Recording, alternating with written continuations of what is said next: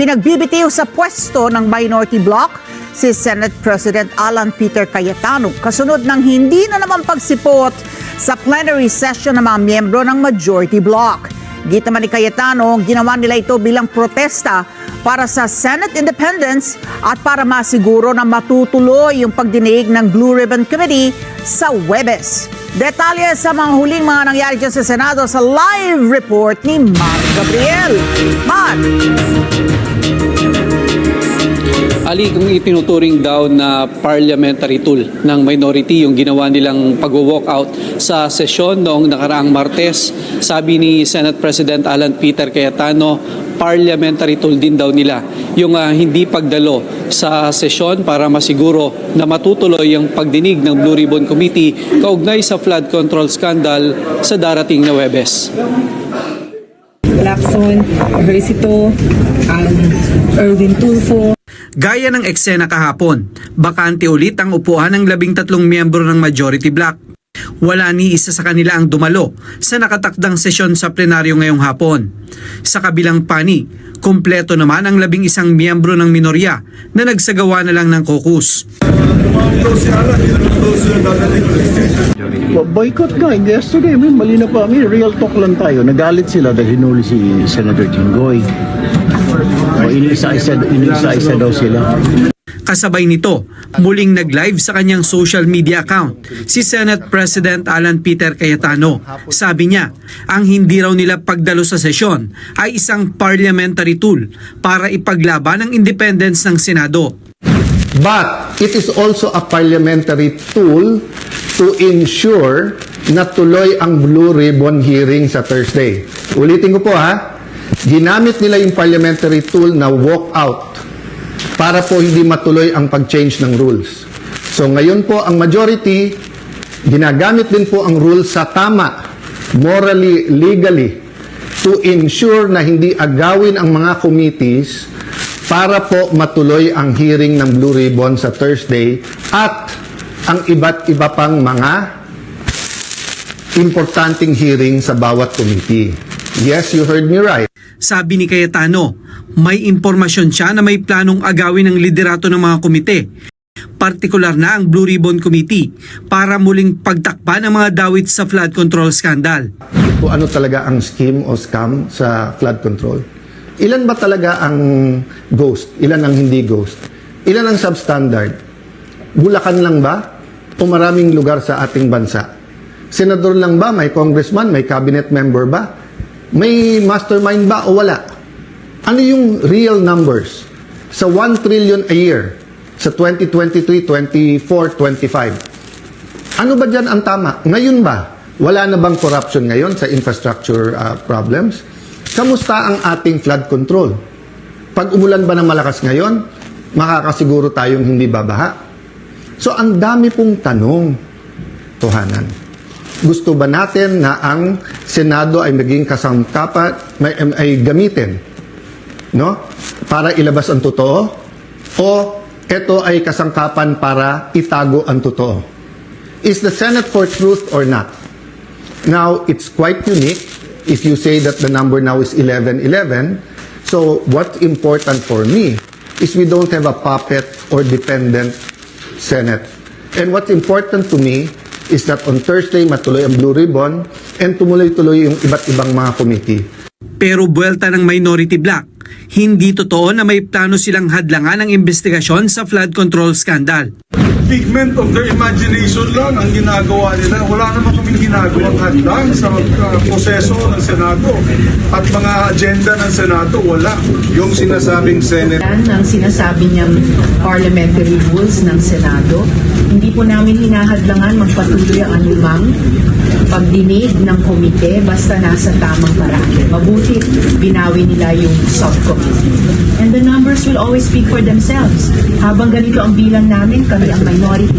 Nanawagan din ang mga taga-minorya sa pagbibitiw ni SP Cayetano dahil sa patuloy daw na paglabag sa mga rules ng Senado. Hinikayat din nila ang mga miyembro ng majority na pumasok at gawin ang kanilang mandato. Marami na raw nabibinbin na panukalang batas, gayon din ang confirmation ng ilang opisyal ng AFP.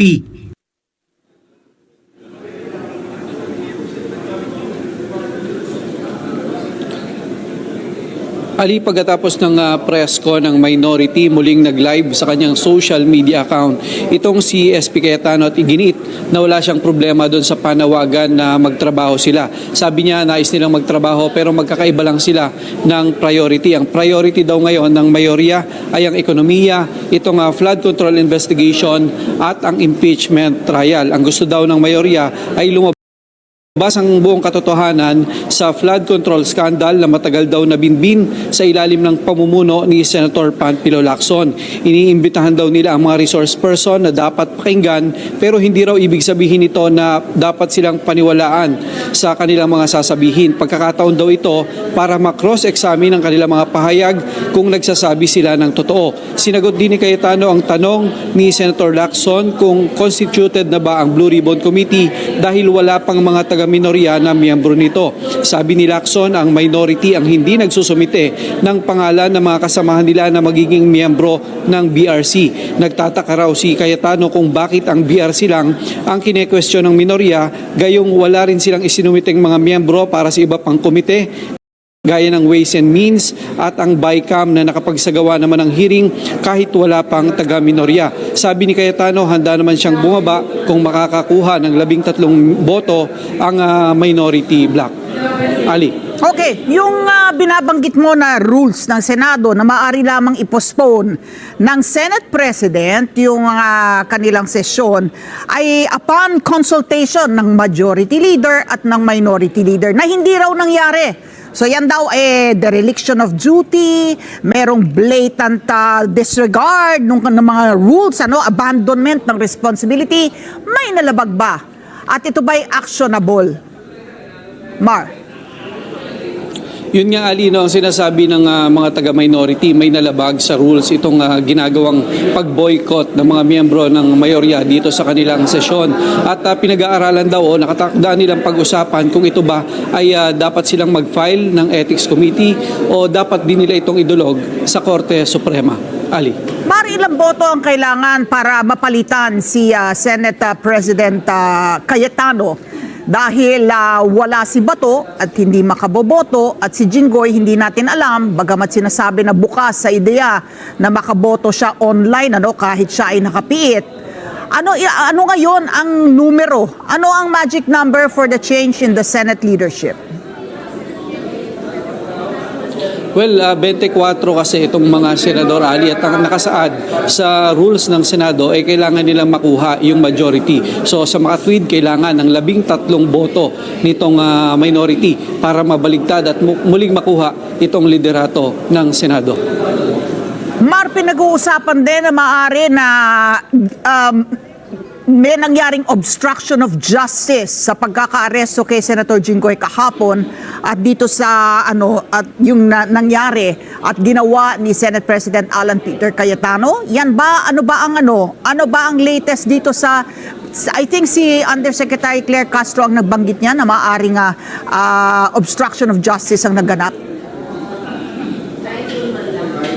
Well, may nabanggit din kanina si SP Alan patungkol doon sa naging diskusyon nila ni SILG Rimulya. Ang sinasabi ni Senator Alan, willing naman na sumuko itong si Senator Jinggoy. Ang pinipigilan lang nila kahapon na mangyari ay arestuin siya dito sa loob ng Senado dahil pinoprotektahan daw nila yung dignidad nitong institusyon. Ang sinasabi niya doon sa lumabas na video ay arestuin siya dito sa labas ng Senado.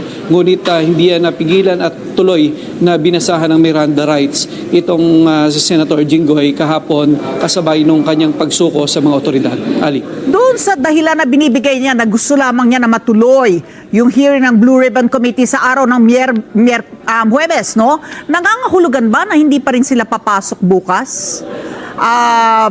Itong Senate majority?